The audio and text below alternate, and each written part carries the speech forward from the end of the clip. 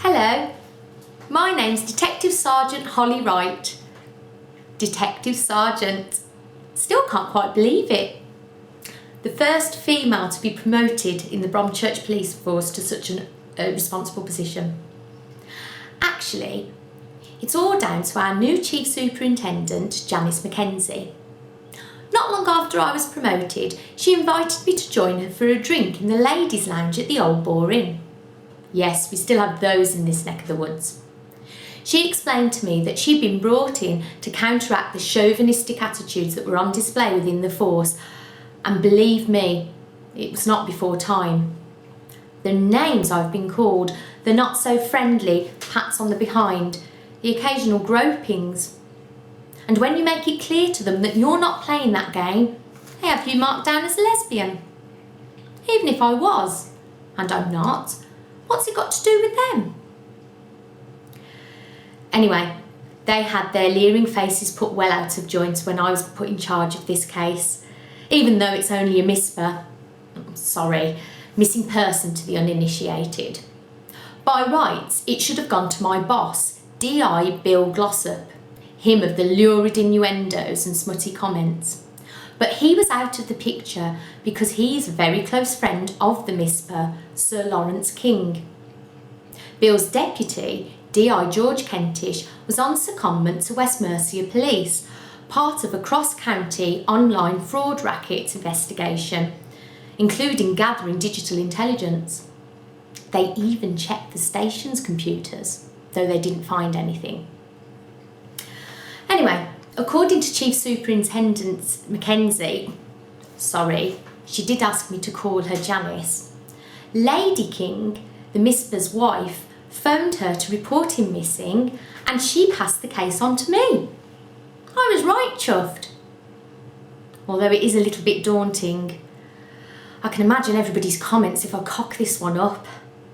But, as Janice said when she told me the news, don't worry, this lady's behind you. Problem is, because of COVID, all the interviews have had to sort of take place virtually.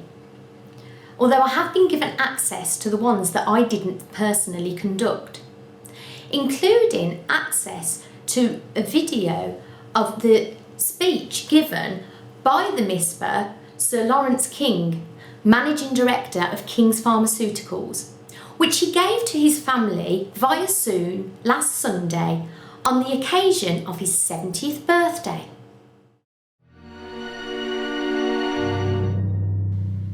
My dear family, thank you so much for celebrating my birthday with me, despite my precautionary self-isolation. I should have, of course, preferred to have thanked you face-to-face rather than virtually, but I'm afraid needs must. And I really appreciated the messages of congratulations from my dear wife Regina, whom I miss so much. I wish we didn't have to be apart, but better safe than sorry. And my elder son, Edward. I enjoyed them tremendously. As for my younger son, Corin, I put the brevity of your message down to the fact that you are busy inventing some new COVID vaccine to save the world. If you succeed, make sure that King's Pharmaceuticals retain the patent. I should like to take this occasion, and I can't think of a better occasion than my 70th birthday, to announce that I am retiring as chairman of King's Pharmaceuticals with immediate effect, and I'm handing over the management of the company to my wife, Regina, and my son, Edward. I'm sorry, Corin, I know you would expect to be included, but your talents lie on the creative rather than the business side of the company. I'm sure you'll understand. And I can assure you that this is nothing whatsoever to do with the pandemic or the fact that most of our workforce are furloughed. If there was any suggestion that this was undermining the company, I should of course stay on and see it through. You know me, I'm a fighter. I see the puzzled look on my dear wife's face. Why me, you're thinking? I know nothing whatsoever about the business. Why not simply leave it to Edward? My response is that his time will come. And meanwhile, your calming influence will be invaluable. And another question which I'm sure you're asking is, why now? Even at 70, when I've still plenty of energy. And it's true, there are many men of my age who have let themselves go and are forced to retire. Luckily, that is not my situation.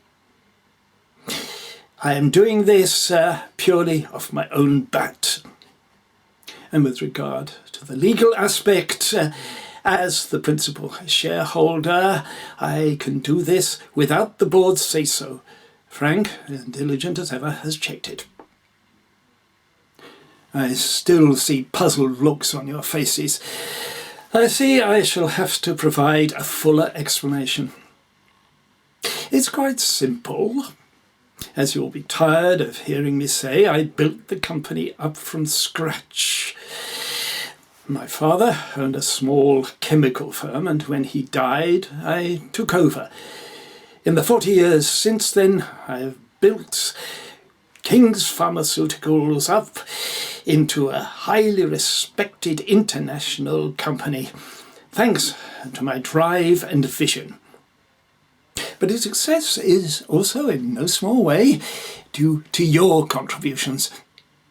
To you, my dear wife, for your constant support. To you, Edward, for your grasp of business economics.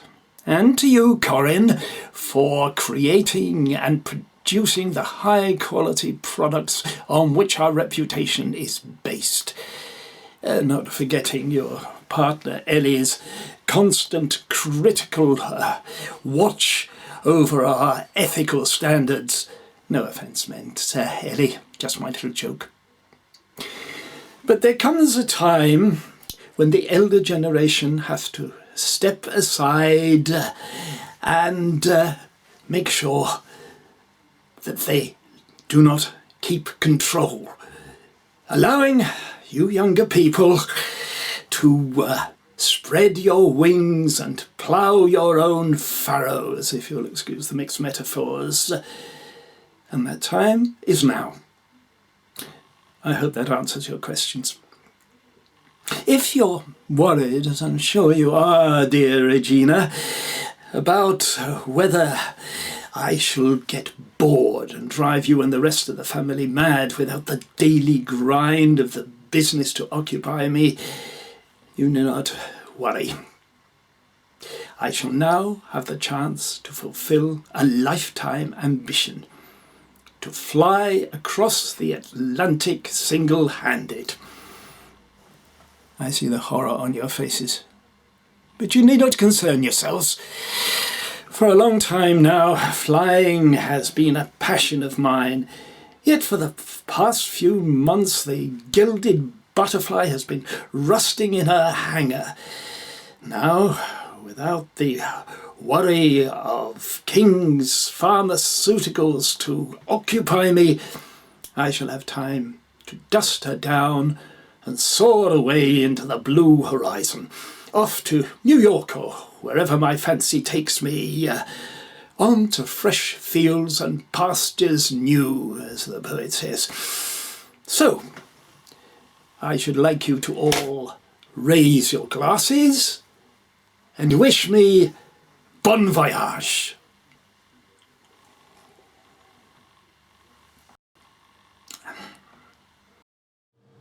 Quite a bombshell for the family, but even bigger bombshells were to follow. But before we get into them, I think it would be useful for me to show you the video messages that Sir Lawrence's family and closest friend sent to him for his birthday. Sir Lawrence had asked his personal assistant, Frank Foster, to put them all into one file. Apparently, he was a stickler for keeping things organised. Darling Lawrence, my dearest husband, we've been together now for 30 years, and as you would sing, if we weren't having to self-isolate, it don't seem a day too long. This is the first time we've had to live apart since we were married due to this hateful pandemic. I miss you, my darling, my dear, handsome, caring husband, with whom I've had 2 lovely boys. What else is there to say? I shall never forget the night we met at the local Valentine's ball, the way you picked me out from the crowd and literally swept me off my feet to dance the waltz. Or was it the tango? Yes, of course, it was the tango. The night you proposed to me on the hotel terrace at Cannes. My beautiful diamond engagement ring. I'd never seen anything like it. I still wear it now, along with my precious gold wedding ring. Our fairy tale wedding in Las Vegas. What girl could resist it? What woman can resist it still? People say we're the ideal couple, and they're right. Thank you, my darling. Thank you for everything. Happy birthday, Father. Congratulations on reaching the ripe old age of 70. I couldn't wish for a better pater. I remember on my 5th birthday, you gave me a calculator. At first, I was a bit disappointed. What I really wanted was a cowboy outfit and a toy gun. But I later realised that a calculator was the best present you could have ever given me, setting me up for my future career. The happiest day of my life was when you introduced me to the board as the company's new financial director. Your confidence in me has been unwavering, as is my respect and admiration for you. I shall continue to do everything to justify your trust in me. Thank you, Father, for everything. Hello, Dad. I'm afraid I'm not good at making those long, flattering speeches like my mother and brother. It's just not my way. I'm a doer, not a sayer, you know that. So I'll just wish you a happy 70th. Hi, lol. Happy birthday, you old sod. Just thought I'd message you on your 70th. Off on your travels soon, I gather, you jammy bugger. Well, don't do anything I wouldn't. Nudge, nudge. Wink, wink. Meanwhile, some of us have to work for a living, otherwise I'd be round like a shot, ignoring all this social distancing malarkey. Well, I've got a new chief, female, sent in to clean up the stable. So no more sneaking off for a quick snifter with my oldest pal. She's even delegated a bit of skirt to be my assistant. All I need, university type, glasses, crossed legs, probably a lesbian. Well, won't cramp my style. Just need to be a bit more careful from now on, if you know what I mean. No more special favours, I'm afraid. Say bye-bye to the old boy network, at least for now. Well, I must be off. I'll see you soon. And remember, enjoy your birthday. It may be your last. Joke.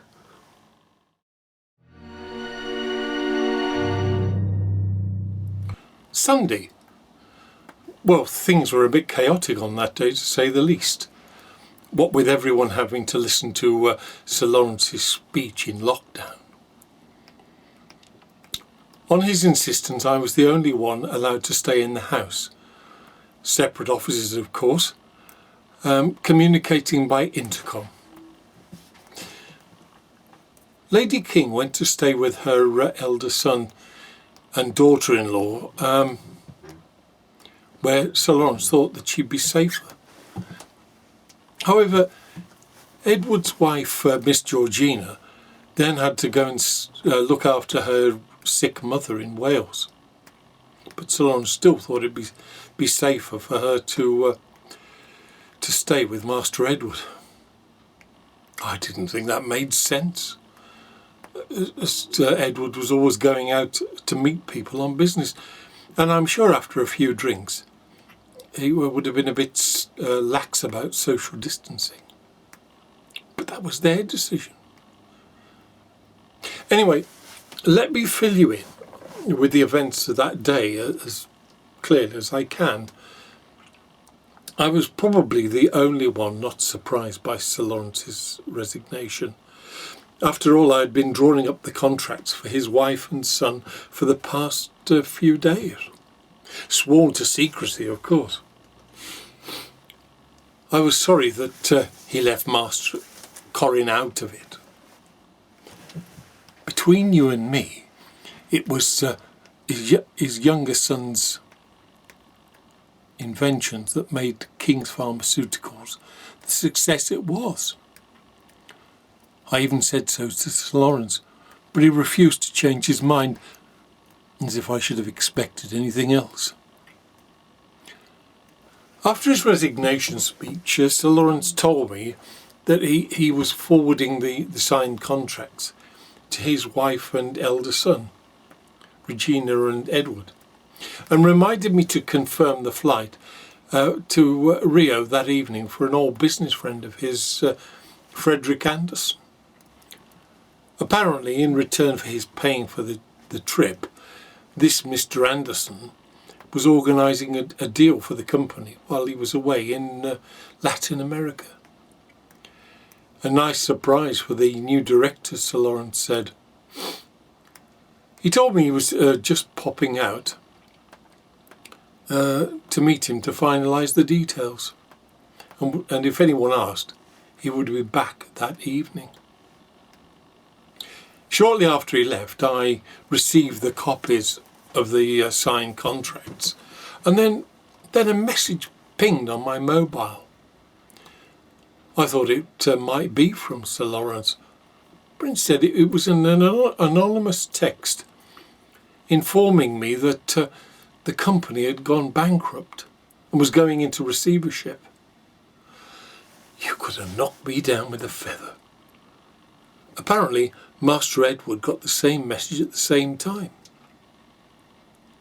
After that, everything went haywire. Text and phone calls, and everyone asking where Sir Lawrence was. I even checked with the aerodrome to see if he'd already taken off for America. But no one had seen him there for months. Lady King wanted to call the police immediately. But Master Edward said that we should give it at least a day. But when Sir Lawrence hadn't returned by this morning, Regina called D.I. Glossop. I can confirm what Frank said. The bankruptcy thing came completely out of the blue. As you probably already know, as well as Sir Lawrence's eldest, I'm the company treasurer. Accounts and figures are my speciality. I didn't have a clue. As far as I was concerned, the company was well in profit. As soon as I got the text about the bankruptcy, I started to go through the books. Spent all night on it. I confirmed that my records were totally in order, as I expected. I tried to contact Father, of course, but I only got through to his answer phone. It was only when Frank opened Sir Lawrence's safe the next morning that we found a completely different set of records identifying a huge overspend. To say the least, it was a bit bloody much of him to do this behind my back, and then to leave me to sort out the mess. After all that palaver about handing over the company to the family, and then to find out it's worthless. Where's he gone? Your guess is as good as mine. Hunkering down until all the fuss blows over, I shouldn't wonder. Snuggling up with the mistress, no doubt. Oh, you haven't heard? Well-kept family secret. His ex-secretary, Miss Annabel Lucas. Her husband found out about it and threatened to expose Father, although he fiercely denied it. Anyway, Mother insisted that he sack Annabel, which he did, and it all appeared to blow over. However, an acquaintance of mine saw them together in Taunton, so I suspect they're still seeing one another. Anyway, he'll have to come out of his hidey hole at some point to face the music. I'll make bloody sure of that. You will find my husband, won't you? He's never gone away before without telling me where. Never. I'm so worried that something has happened to him. A road accident or worse. Well, that's why I telephoned Bill. If anyone can find him, his oldest friend can. Edward was upset when I called in the police, worried about the news about the bankruptcy getting out, affecting the share price and ruining us all. But I always say that people are more important than money, especially where my husband's concerned. Edward says that he's probably lying low, keeping his head down until all this blows over. But that's not my Lawrence. He faces up to things, always. Even a few years ago during the banking crisis, when he had to let half the workforce go. He told the unions to their faces, despite them trying to blame his mismanagement. No, whatever he's done, he wouldn't run away from it. Never. You'll let me know as soon as you find anything out, won't you? So, he's scarpered, has he? Typical. Spends his life exploiting people, including his own son, then as soon as things get tough, runs for the hills. Not a thought for those left behind. And I don't mean his family, or the shareholders. They'll survive. No, it's the workers at King Pharmaceuticals I feel sorry for.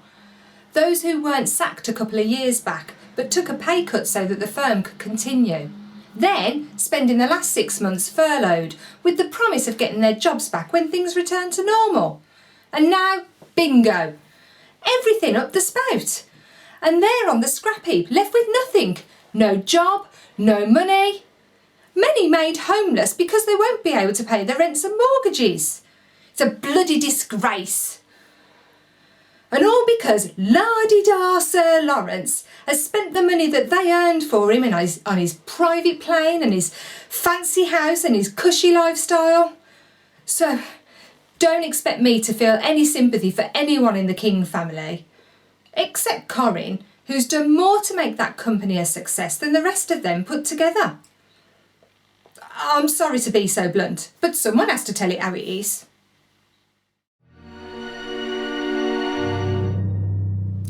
Well, that was quite an earful. I shouldn't say it, but I quite admire Ellie's spirit. Certainly puts a different slant on the King family. That was Tuesday morning.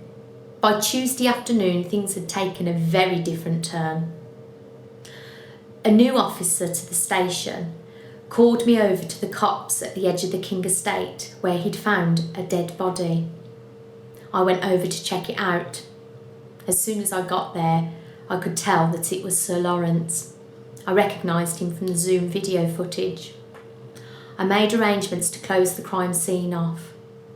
So, in a couple of hours, this case had turned from a misper to, well, what appeared to be a straightforward suicide. Sir Lawrence, lying on his back, bullet wound at the side of his head, a revolver in his outstretched hand, no sign of a struggle. As the Chief Super was involved in a virtual conference about drug trafficking, I got in touch with my immediate boss, Smarmy Bill, to share details of the find and also to express my condolences. Unusually for him, I got a quick response. God, how awful. Poor Lol. He must have been in a really desperate state to do something like that. And his poor family. I'll inform them directly. That's the least I can do. So no need for you to bother your pretty little head about that side of things. Suicide. From what you've told me, the pictures you sent, it seems pretty clear-cut. Obviously, we'll have to wait for the pathologist's report, but that should just be a formality. So, no need for any more digging. He must have been distraught about the consequences of his company going under. Couldn't see any other way out. Typical Lol, taking all the blame on himself. Right, as soon as all the necessaries have been completed, send me your report and I'll confirm the case closed. There's no need to trouble the super. I'll fill her in when her conference is over. Lol killing himself. I still can't believe it. So, that was that. An abrupt end to my very first case. A straightforward suicide. Except that, like Bill, I didn't quite believe it either. Somehow the crime scene seemed wrong, as if it had been staged. The body was too poised. The hand grasping the revolver didn't look like it had just shot a gun. The exit wound in the head was too neat. And why would you walk all the way to the edge of your estate to kill yourself if your house was empty other than for you and your personal assistant? One final thing. About 50 yards from where the body was found, there were tracks, fairly fresh tyre tracks, belonging to a 4x4. It definitely looked as if somebody else had been there. I didn't want to disturb Bill with this information. He was too distracted by the death of his friend. So I contacted Janice. She was still in her conference, so I left her a voice note to say about the new findings. She could pick it up with me then when she finished her meeting. Sorry Janice, me again. Didn't mean to disturb you, but I've just had a call from Jim Duggan, the pathologist at Alvechurch station. Apparently, he checked the bullet which killed Sir Lawrence with the one from the gun the victim was holding, and it's not from the same weapon. Apparently they're both from Glock revolvers, but from different makes. The gun he was holding was a Glock 17, but the bullet Jim extracted was from a Glock 22. Apparently they're both quite common, but Jim recognised the one from the Glock 22 as it's the weapon used by our force. Jim was quite chuffed by his discovery. Apparently I owe him a drink.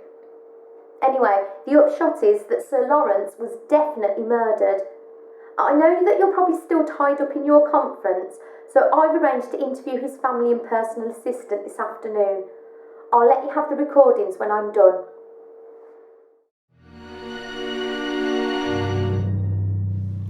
Murdered?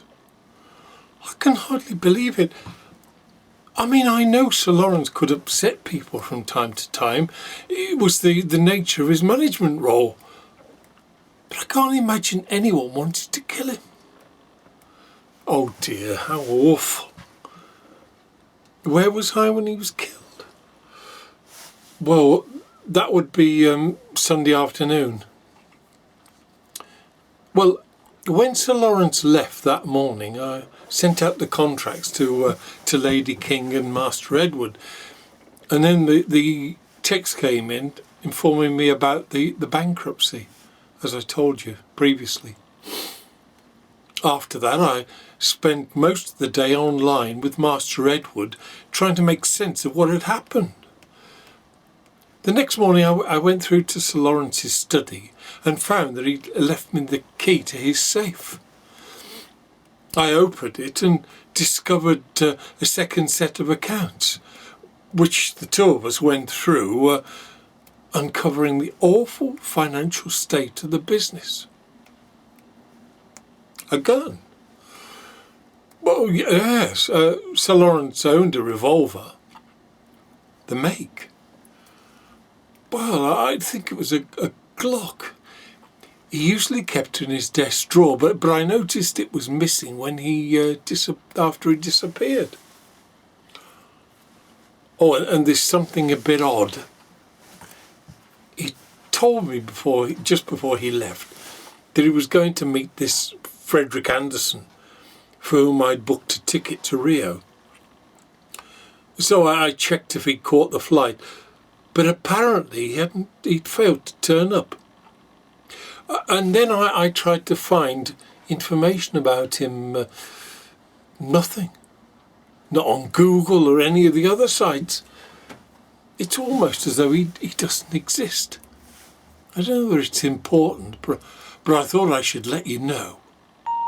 Oh, just a moment. There's somebody at the door. I'd better go and see who it is. Give me a minute.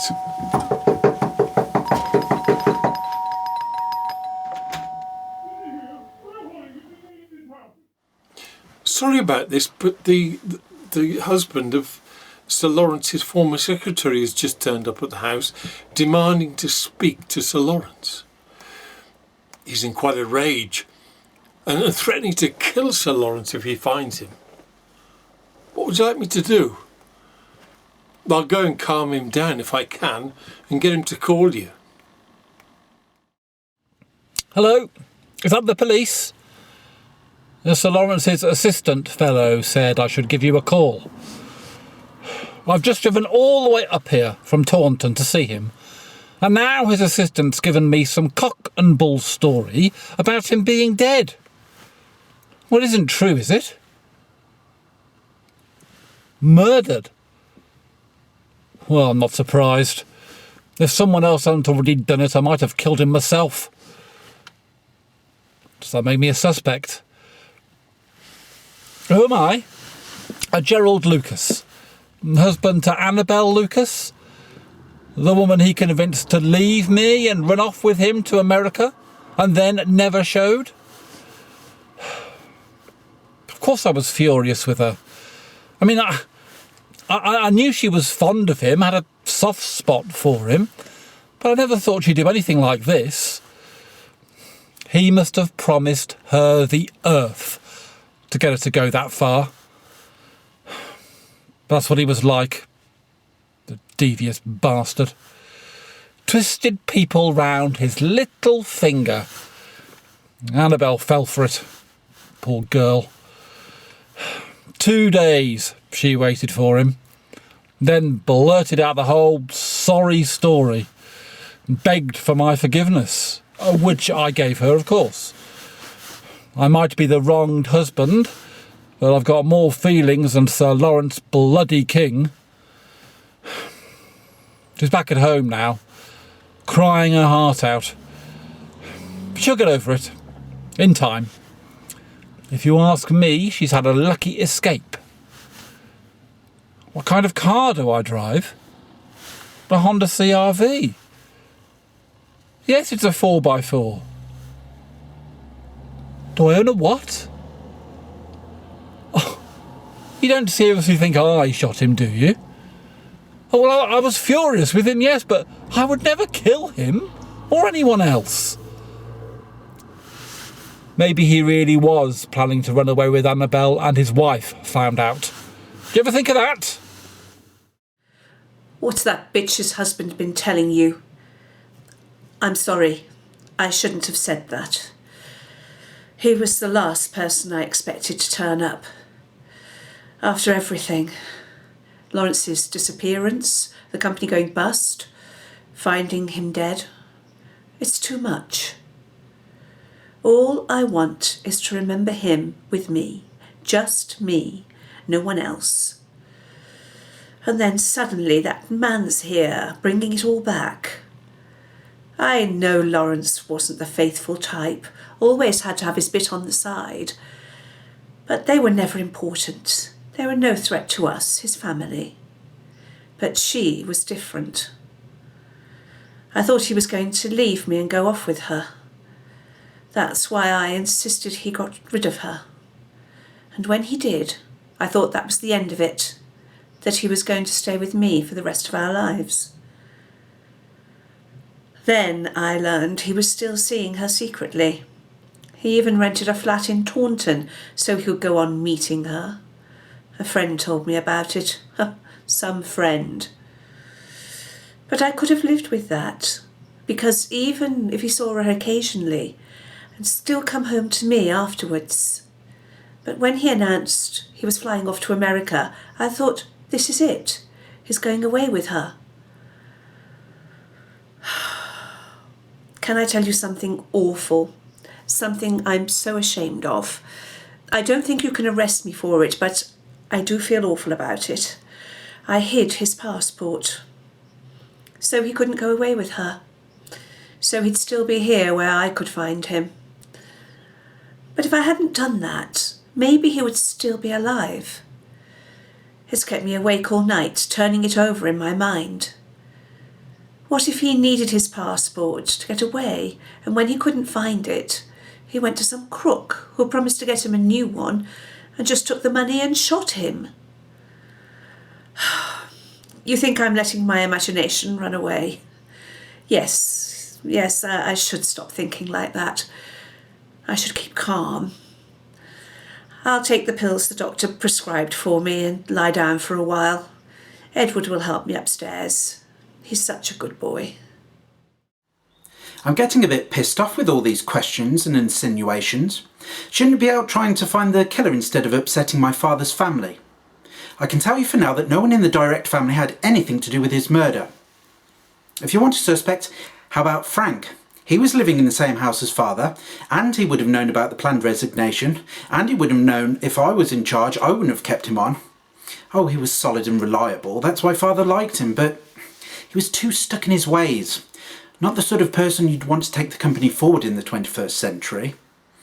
Or how about Corin's girlfriend Ellie? I'm not blaming Corin, but she's got him wrapped around her little finger, constantly complaining about the evils of capitalism and how King Pharmaceuticals exploits the working man. Ignoring the fact that her boyfriend has done very nicely out of it, thank you very much. And I'm not just talking about the financial side, but being given a laboratory where he can experiment with chemicals to his heart's desire. I know everyone just dismisses her lefty ramblings as harmless gibberish, but I know what her sort is capable of. I've been at the sharp end of enough anti-Hunt protests to last a lifetime. So if I were you, I'd take a closer look at Miss Germaine Greer. Do I own a gun? Yes, of course I do. I was a champion marksman at my rifle club last year. I even made reserve at the British Olympic shooting team. And yes, of course we have licences.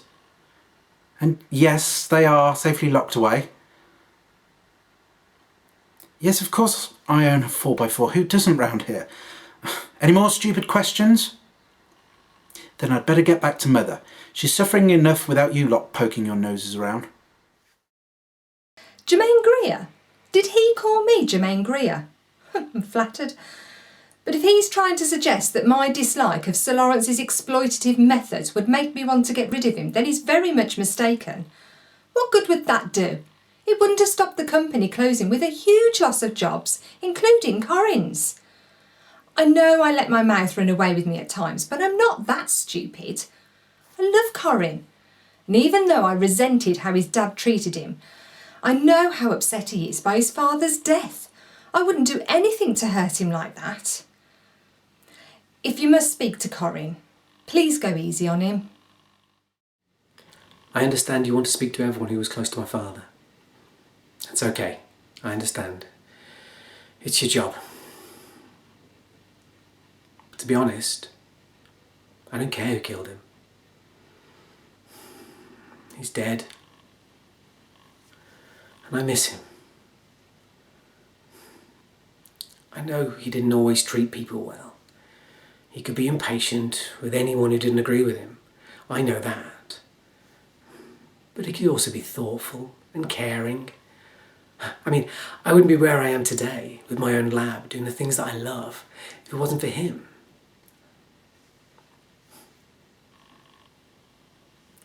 When we were young, my brother was into hunting and shooting, driving around the countryside in his Land Rover, while I stayed home with my toy chemistry set that Dad had given me. When I went to university to study biochemistry, it was Dad that encouraged me. I should always be grateful for that. I'm sorry. I'm sure this isn't what you wanted to be hearing. It's just what's been running around in my head ever since I heard the news.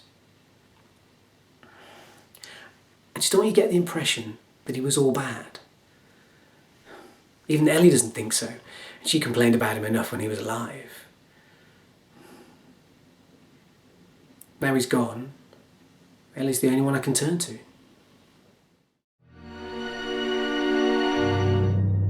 When I'd finished interviewing the suspects, I sent Janice and Bill the copies of the videos straight away. After I did that, I realised I was starving. I hadn't eaten anything all day. So after I rustled myself a polite tea of a mushroom omelette, followed by the remains of a plum crumble, and I just started to go through everything again to see if I could spot any clues, when an email arrived with video attachments from Bill, the first one being from Bill himself. As usual, he wasn't content with playing second fiddle and had to take charge. Bloody men! Hi, Holly. I just wanted to say that you're doing a great job, but in the super's absence, I thought you might benefit from my wealth of experience. When investigating complicated cases like this, I always refer to my 3 M's: means, method and motive. They haven't let me down yet. So I decided to contact all the suspects again and to record some focused follow-up interviews, which I hope you'll find helpful. Starting with Frank Forster, Lawrence's personal assistant. I thought I'd already answered all the police's questions. A brief follow-up. Well, all right, I suppose. Method. Well, yes, I was the only one living in the same house as Sir Lawrence when he decided to self-isolate. So it would have been very easy for me to find some pretext for getting him down to the cops, if I'd wanted to. Means. Well, I've no experience with guns, though I suppose I could have got hold of one. Sir Lawrence had one in his desk drawer, but he took that with him when he left on that Sunday. And no, I don't drive a 4x4. Sir Lawrence's was parked in the drive, but I wouldn't dare have borrowed it without his permission. Motive. Well, my position in the company is totally dependent on Sir Lawrence. So when he said he was leaving, I was of course extremely worried about losing my job, especially with Master Edward effectively in charge. He made that quite clear on a number of occasions. But there's no way I would have killed Sir Lawrence. No way. Next, Gerald Lucas, Lawrence's lover's husband. Method. Well, my first thought on hearing that bastard was planning to run away with my wife was to rush up here and confront him. But Annabelle was in such a distraught state that I had to stay with her, even though she was thinking of leaving me. Well, by this morning she'd calmed down sufficiently for me to be able to make the journey up here. But when I arrived, I got the news that he'd been murdered, as his assistant can confirm. Means? Well, yes, I do own a 4x4. It's standing outside on the drive if you want to examine it. And no, I don't own a gun. Although I gather it's easy enough to get hold of one if you need to. I've never tried. Motive? Well, yes, I'd certainly got reason enough to see the back of that bastard. But I simply wasn't around when I gather he was shot. Although I'd like to shake the hand of whoever did it. Lawrence's wife, Regina. Oh, do I have to answer more questions, Bill? This is all so upsetting. Method. Well, no, I don't own a vehicle of my own. If I want one, I usually borrow Lawrence's or Edward's. When I was younger, I used to go shooting with my husband and elder son, but I haven't done so in years. Means. Well, I would certainly have returned home and broken my isolation if I'd found out what Lawrence was planning to do, and I would have confronted him. But I didn't find out about that until after his death, did I? Motive? No, I would not rather have him dead than lose him to another woman. What a horrible thing to say. Now, please, Bill, I know you're only trying to find his killer, but please, leave me alone for now. Edward King, Lawrence's elder son. More bloody questions. All right, let's get them over with. Method. Of course I own a 4x4, and as I've already told you, I'm a member of the local shooting club. Does that make me the prime suspect? Means. When I first discovered about the bankruptcy, my first thought was to go round and confront Father, but I didn't because I was too busy trying to sort out the mess that he'd left. Ask Frank. Motive. Of course I was furious that Father not only bankrupted the company, but then tried to put it all on me and Mother. Who wouldn't be? But that doesn't mean that I killed him. What would be the point of that? Ellie Freeman, Corin's girlfriend. This is so typical of that family, trying to shove the blame on the outsider, especially one who sees through their little games. All right, I'll answer your questions, if only to shut them up. Method?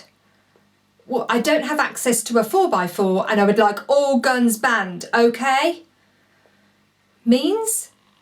Well, I doubt His Majesty would deign to meet me alone, even to discuss his son's future. Motive?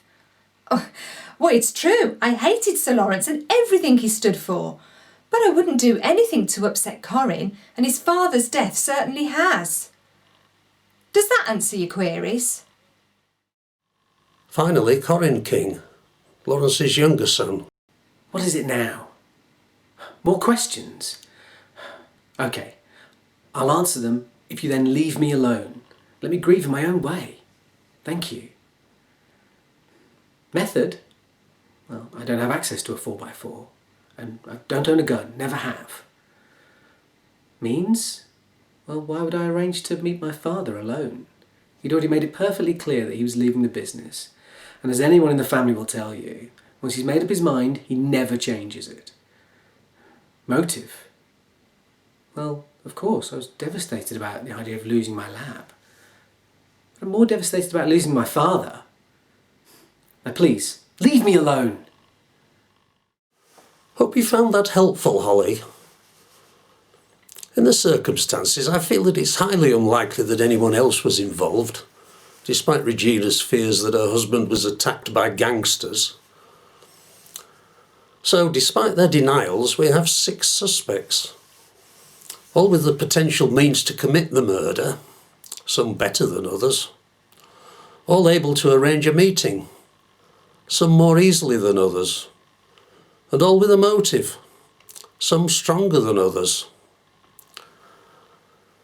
So until the murder weapon is found, I can't see that it's going to be possible for us to say who the guilty person is. I hope you didn't mind my little intervention. I'll see you at tomorrow afternoon's meeting. Sleep tight. Sleep tight? I imagine in Bill's case that's literally true. Tucked up in bed with half a bottle of whiskey by one side, watching a porno movie. The imagination boggles. And did I mind him butting in on my case? Of course I minded. If Janice had been here, she wouldn't have let him do it. Still, despite his bullying manner, I must admit he is a pretty effective police officer. I found that his videos helped clarify my thoughts without bringing me any nearer to identifying the killer. I chuckled to myself as I imagined that this was the bit in some murder mystery evening where people have to look through their notes and identify who done it. Smiling, I started to drift off to sleep when I woke up with a start. Forgotten details.